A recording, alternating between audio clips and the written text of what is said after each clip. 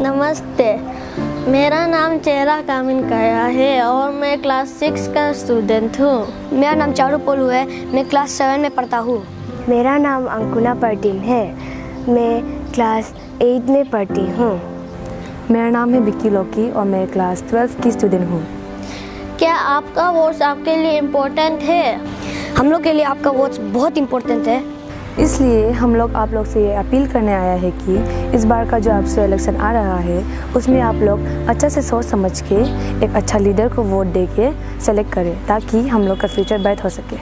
आप सभी eligible voters हैं, मतलब आप सभी एक पढ़ा लिखा इंसान है, तो आपको तो पता ही होगा कि एजुकेशन कितना इम्पोर्टेंट रोल प्ले करता है सोसाइटी में। और अबसू ही एक ऐसा प्लेटफॉर्म है जो हम स्टूडेंट का वॉइस को समाज का सामने रख सकते हैं। इसलिए प्लीज़ आप लोग से रिक्वेस्ट है कि हम लोग का फ्यूचर को बिक्री मत कीजिए।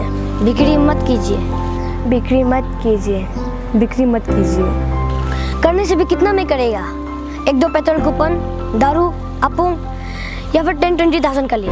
क्या वो आपका फ्यूचर से ज़्यादा इम्पोर्टेंट है? क्या वो आपका भाई बहन का फ्यूचर से ज़्यादा इम्पोर्टेंट है? जो आज आपको खरीद रहा है वो कल मेरा फ्यूचर को बिक्री करेगा।